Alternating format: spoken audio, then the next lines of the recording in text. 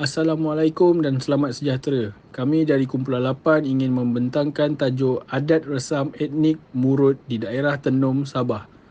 Dan berikut adalah senarai nama ahli kumpulan kami.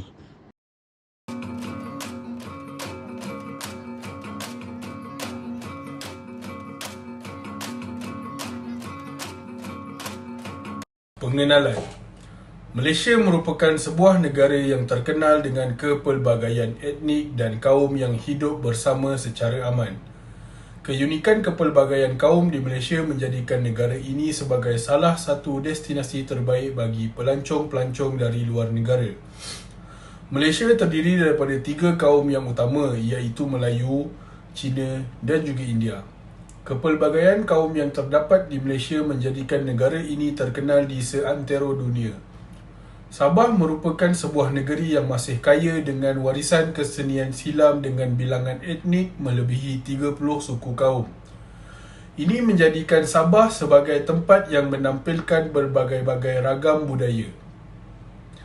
Keunikan budaya suku-suku etnik di Sabah diperlihatkan menerusi kepelbagaian kraf tangan seperti anyaman, tenunan, ukiran dan juga pakaian tradisi. Antara etnik yang terdapat di negeri Sabah termasuklah Kadazan, Dusun, Murut, Runggus, Bajau, Lundayeh dan banyak lagi. Masyarakat Murut merupakan salah satu kaum terbesar di negeri Sabah. Masyarakat Murut ini terbahagi kepada 18 jenis sub-etnik. Antaranya Bukan, Paluan, Nabai, Tahol, Timugon dan banyak lagi. Majoriti kaum Murut tinggal di kawasan-kawasan pendalaman di negeri Sabah seperti Keningau, Tanom, Nabawan, Sook, Pagalungan dan Kemabung. Kajian ini akan mengkaji tentang etnik Murut di daerah Tenom, Sabah. Etnik Murut merupakan salah satu kaum yang terbesar di daerah Tenom. Salam sejahtera. Saya akan menerangkan subtopik pertama kami pada hari ini, yaitu latar belakang etnik Murut di daerah Tenom, Sabah. Pada umumnya, etnik Murut di Sabah terbahagi kepada 18 jenis sub-etnik. Setiap sub-etnik ini mempunyai perbezaan dari segi budaya dan bahasa. Walaupun perbezaannya tidak begitu banyak, namun masih terdapat perbezaan-perbezaan yang boleh kita ketahui dalam sub-etnik Murut yang terdapat di negeri Sabah ini. Etnik Murut di Sabah kebiasaannya terbahagi kepada 2 jenis. Pertama, Murut dataran tanah rendah. Kedua, Murut dataran tanah tinggi. Di daerah Tenom, terdapat sub-etnik Murut Timugon dan Murut Tahol. Kedua-dua sub-etnik ini merupakan sub-etnik Murut yang majoriti menetap di sekitar daerah Tenom sehinggalah daerah kecil Kemabung, Sabah. Murut Timugon merupakan sub-etnik Murut yang menetap di sekitar kawasan tanah rendah Tenom, manakala Murut Tahol pula menetap di kawasan tanah tinggi sekitar daerah Kemabung, Sabah. Saya akan menerangkan kehidupan etnik Murut, istilah Tagal, Tagul dan Tagul, dan adat dan pantang larang mereka. Untuk pengetahuan, etnik Murut mempunyai kehidupan yang berpindah randah, terutamanya sub-etnik Murut Tahol yang berada di daerah Tenom. Etnik Murut Tahol ini pada mulanya menduduki kawasan persekitaran Sungai Tagul dan berkembang ke utara Rundung. Kemudian mereka berpindah lagi menduduki kawasan sekitar Tenom, Kemabung dan Tomani. Oleh hal yang demikian, istilah Tagul, Tagal dan Tagul digunakan untuk Murut Paluan dan Murut Timugon untuk membezakan identiti mereka dengan sub-etnik Murut Tahol yang berasal dari pertempatan Sungai Tagul. Etnik Murut di sekitar Tenom juga dahulu dikenali sebagai golongan pemburu kepala dan hidup secara nomad, terutamanya Murut Tahol. Murut Tahol turut dianggap sebagai sub-etnik Murut yang liar dan ganas. Secara ringkasnya, kaum Murut di Tenom mempunyai adat dan pantang larang yang tersendiri, serta dilihat sebagai satu etnik yang unik. Sambungan. Dalam adat perkahwinan Murut, di peringkat awal ada nan tunang, di mana pihak lelaki akan membawa rombongan ke rumah gadis sambil membawa bungkas dan tapi, iaitu kain sarung. Kemudian, pihak perempuan akan memberi pupulut, iaitu senarai barang untuk dijadikan hantaran perkahwinan yang terdiri daripada nilai barangan dan haiwan ternakan. Jadi, perkahwinan ini memerlukan perbelanjaan yang besar. Contohnya, pihak lelaki diminta menyediakan 2 ekor kerbau atau lembu dan antara barangan yang diminta adalah 1 tajau binukul, gong, sumpit, barang kemas dan lain-lain lagi. Kesemua barangan ini dipanggil berian. Bagi etnik Murut di Tenung, pembahagian pupulut terbahagi kepada 2. Pertama, jika pihak lelaki mampu menyediakan semua berian pada hari perkahwinan dan cara itu disebut sebagai akilin puhu. Kedua, jika pihak lelaki tidak mampu menyediakan kesemua berian, majlis perkahwinan masih dijalankan dan berian boleh ditangguh secara berperingkat-peringkat sehingga ke 1 tarikh dan ini disebut sebagai adat tinauh. Walaupun berian itu dilunaskan ketika mereka sudah mempunyai anak. Jika mereka tidak mampu mengadakan adat tinauh, iaitu sebuah majlis kerayaan, bagi berian terakhir, mereka boleh mengadakan adat yang lebih kecil yang dipanggil sebagai buloi. Dalam satu-satu kes seperti jika suami meninggal sebelum selesai melunaskan berian, mertua atau ibu suami perlu menanggungnya.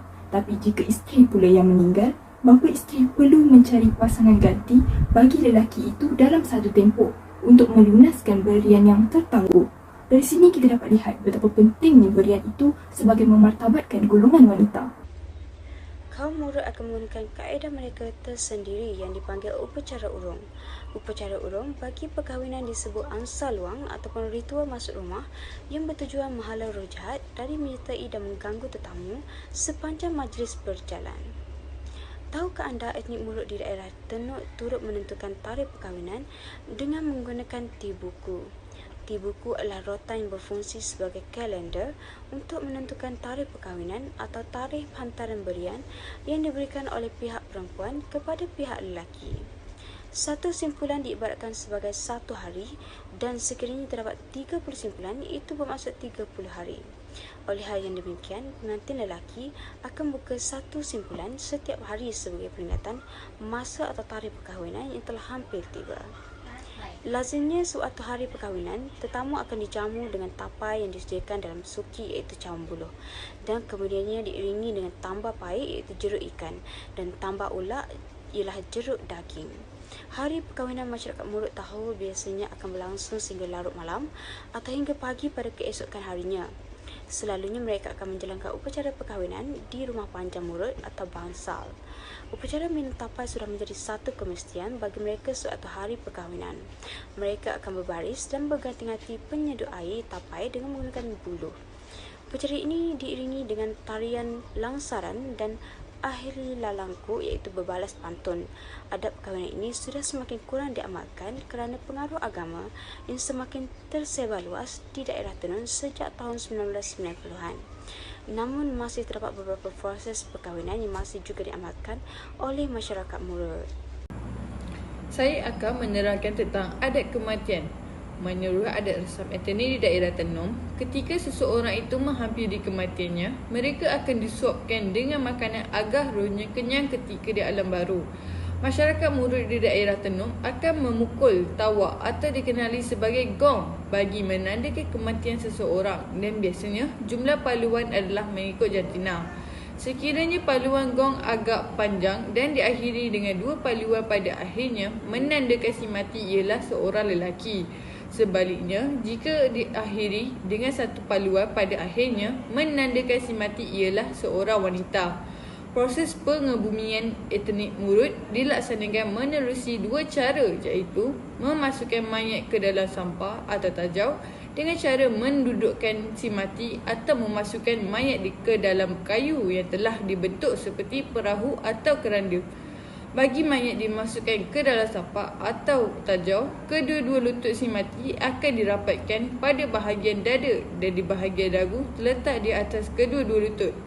Biasanya mayat akan dimandikan terlebih dahulu, kemudian dipakaikan baju. Namun ada juga segelintir masyarakat Murut yang mengatakan bahawa sekiranya si mati terkena air, mayat akan cepat reput dan rohnya akan hilang. Oleh itu, mayat si mati hanya akan ditukarkan dengan baju yang baru. Mayat yang telah dimasukkan ke dalam sampah biasanya akan dibiarkan selama 7 hari bagi lelaki dan 6 hari bagi wanita sebagai memberi kesempatan kepada ahli keluarga terdekat untuk memberi penghormatan terakhir. Selain memberi kesempatan kepada roh si mati untuk merasa puas tinggal di rumahnya sebelum berpindah ke alam lain. Dikhawatiri sekiranya roh si mati tidak puas tinggal di rumah, maka rohnya akan pulang ke rumah mengganggu mereka yang tinggal di rumah tersebut. Sambungan, menurut adat etnik Murut di daerah Tenom, semasa tempoh berkabung, balu atau duda si mati akan memakai pakaian berwarna putih dan bercukur rambut. Selepas 4 hari, si duda akan memakai penutup kepala berwarna hitam dan si balu akan memakai penutup kepala berwarna putih.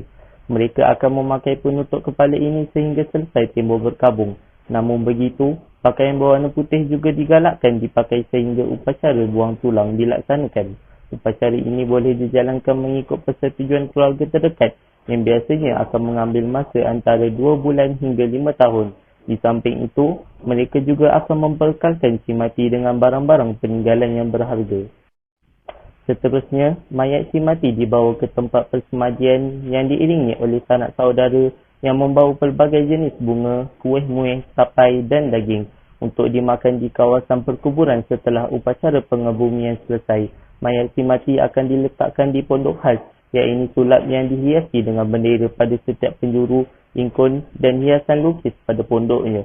Malah, barang-barang tinggalan si mati seperti duit, topi dan pakaian juga dikebumikan bersama atau diletakkan di kawasan pengebumian. Masyarakat Murut di daerah Tenom mempercayai bahawa barang ini diperlukan oleh si mati ketika di alam baru. Tambahan lagi, mereka berpesan kepada si mati agar meneruskan kehidupan di alam barunya dan bermohon tidak mengganggu mereka yang masih hidup. Roh si mati dipercayai ditempatkan di satu tempat khas yang dihuni oleh roh-roh. Namun adat kematian ini sudah semakin berkurang diamalkan masyarakat Murut mulai mengikuti proses atau upacara kematian berdasarkan agama masing-masing. Saya akan menerangkan tentang pakaian tradisional. Pakaian tradisional masyarakat Murut di daerah Tenom dikenali sebagai Simba, Pinongkoloh dan juga Puputul. Simba dan Pinongkoloh merupakan pakaian tradisional bagi kaum perempuan dan Puputul ialah pakaian bagi lelaki. Simba diperbuat daripada kain berwarna merah dan hitam.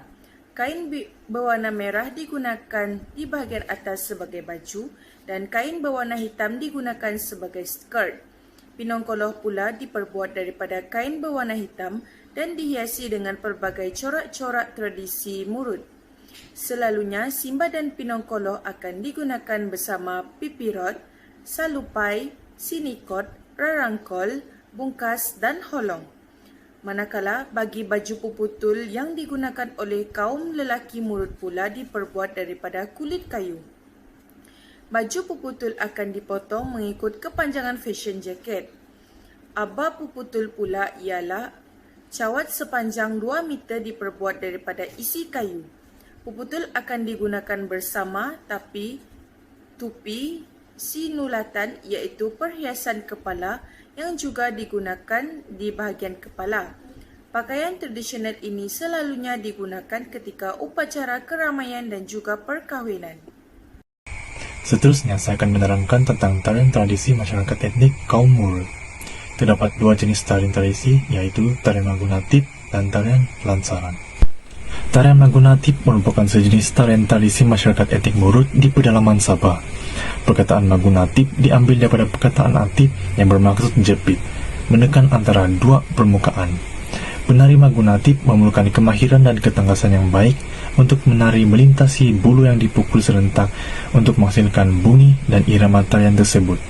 Biasanya, tarian ini tidak memerlukan iringan muzik, oleh kerana bunyi bulu yang dilagakan akan menimbulkan bunyi yang kuat serta rentak dan irama yang menarik.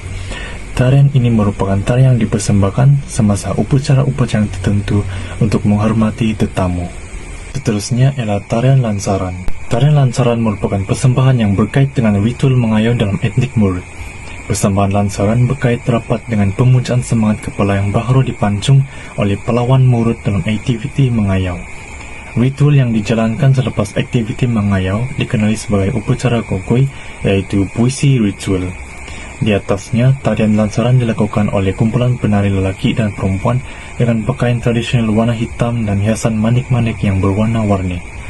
Kaum lelaki memakai topi berbulu burung serta pakaian diperbuat daripada kulit kayu bercampur kain berwarna.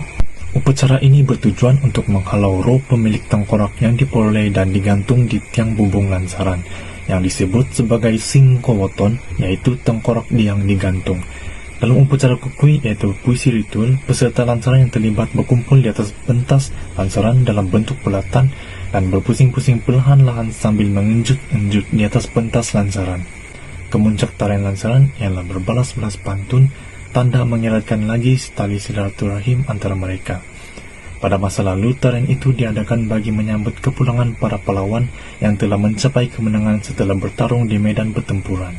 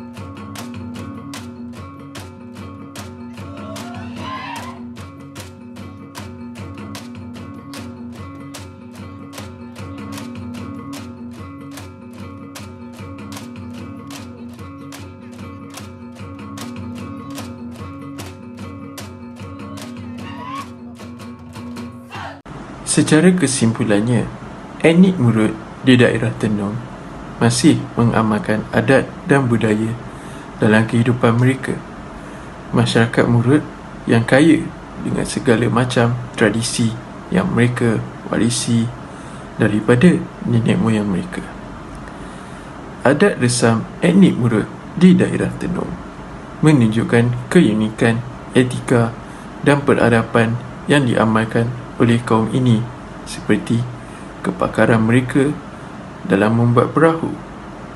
Walaupun semakin banyak perubahan-perubahan yang berlaku dalam adat resam etnik Murut, seperti agama mereka yang dahulu mereka menganuti animisme, namun masih terdapat amalan-amalan yang mereka masih amalkan. Dalam pada itu, generasi kini, terutama sekali golongan muda, harus meningkatkan pengetahuan mereka mengenai adat etnik Murut agar budaya berharga ini tidak pupus di telan zaman. Oleh itu, semua pihak seharusnya bekerjasama dalam memelihara dan memelihara adat resam etnik Murut agar tidak hilang. Hal ini kerana adat merupakan khazanah warisan yang penting untuk dikekalkan dan supaya adat-adat ini tidak hilang di telan arus zaman. Itu sahaja pembentangan daripada kami Kumpulan 8. Sekian, terima kasih.